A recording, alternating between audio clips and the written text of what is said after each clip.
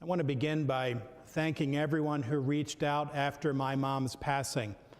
I truly appreciate all your cards and emails and kind words. I thought I would start my message by sharing with you an excerpt from the funeral homily I delivered for my mom, a section which I think best describes her. Here goes. Because of the generation she was born into, you'd assume my mom was old-fashioned. But in important ways, in ways that mattered, she was forward-thinking. For example, she was very accepting of other people's life choices. It didn't matter who you loved or how you loved, she loved you. If you messed up in life, and we all did, Mom didn't write you off. Mom tried to love everyone always with no exceptions.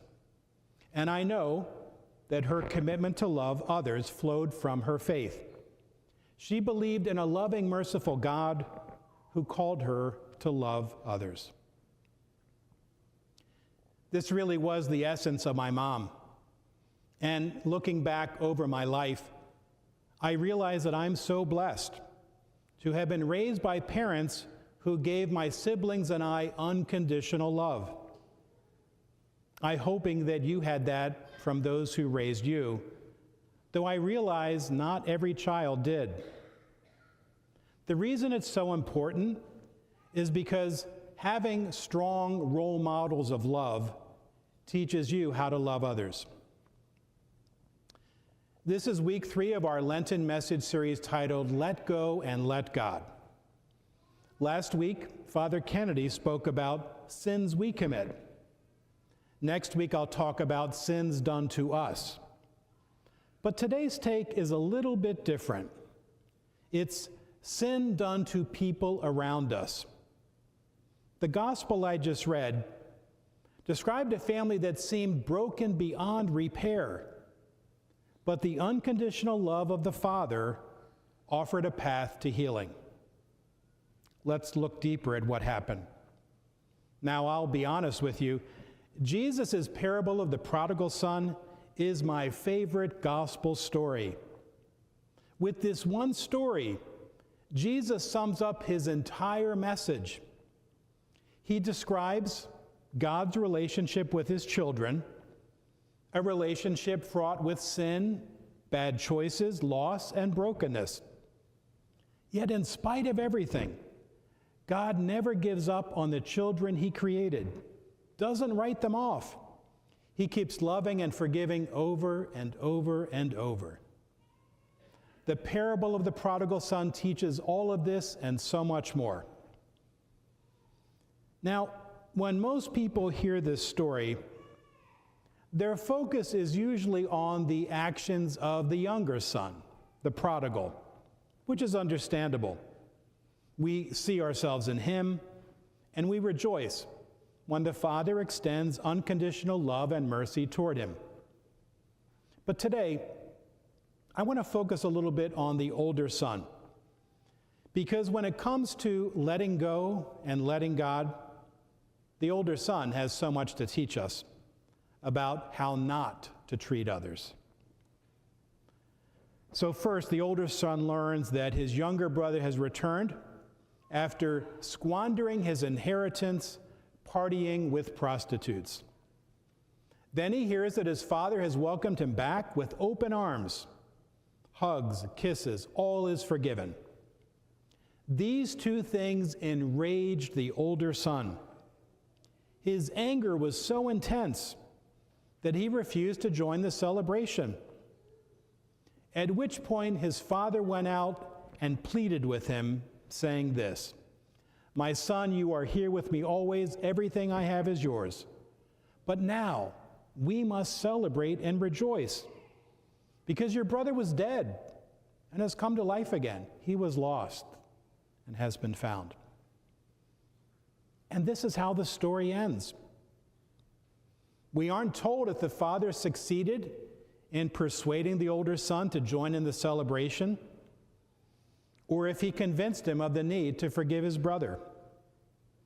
We're left to wonder what happened to his relationship with his family, which I kind of like because it forces us to confront our own attitudes about this parable and the anger we can feel when an individual hurts someone around us, someone we care about. It could be the anger you feel toward a sibling who took advantage of your parents' generosity. Could be toward a friend who mistreated another friend. The coworker or classmate who never faced the consequences of their actions. The term for what I'm describing is bystander anger. Bystander anger. See, that's what the older brother had.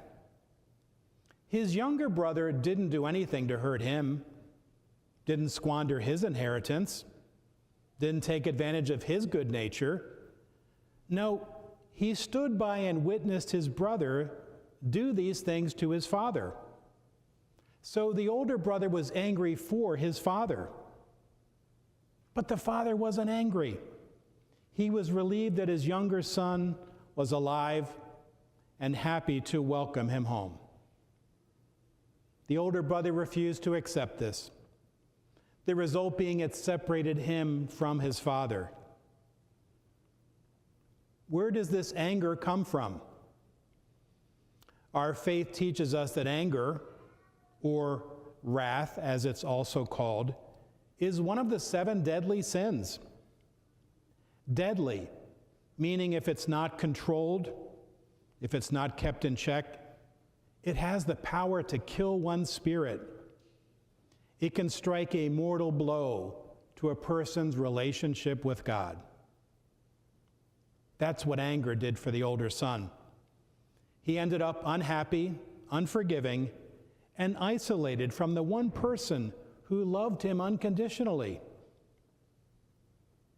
Now, I do need to say that not all anger is bad or deadly. There is such a thing as righteous anger.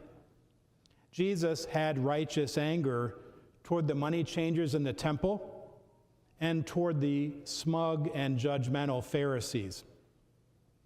What I'm talking about is unhealthy, toxic anger. Anger that is the enemy of joy, compassion, and forgiveness. And it's anger we can all experience in our lives at one time or another.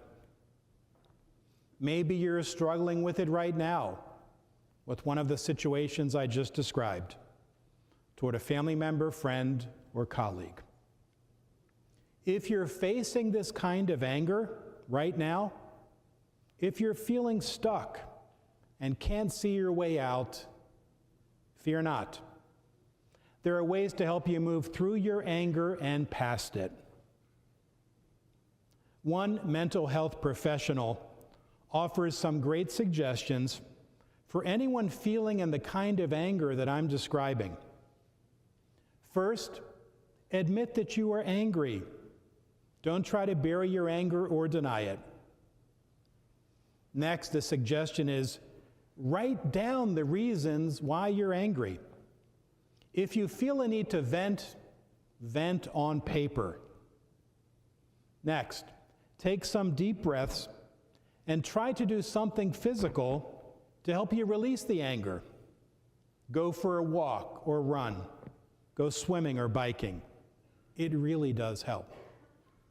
If your anger persists, find a healthy distraction.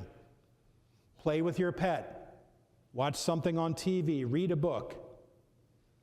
And once you feel in a calmer, more collected state of mind, then and only then, try to talk to the person you're angry with. But don't ever do it in the heat of the moment or when you feel that your anger is out of control. And of course, pray throughout the whole process. The Lord's Prayer is a great prayer for dealing with anger because we're asking our Father to forgive us as we forgive others. The two things must go hand in hand. The litany of letting go we've been using throughout this series is another great prayer I recommend. Reading the Bible or other spiritual books are also perfect for dealing with anger. The key is to not end up like the older brother, who seemed to be paralyzed by his bystander anger. Don't let that happen to you. I ended my mom's funeral by sharing what I think she would want her family and friends to do to honor her memory. I said this: I know my mom would want us to be as loving with each other as she was with us, that we let go of grudges and move past hurts quickly. And this is what Jesus hopes for us too, to know that God is patient, understanding, and merciful towards sinners and wants us to be just like him. So today, hear Jesus calling you to be as loving as you can with others in your life. May we learn to let go of anger and embrace God's compassion. Amen.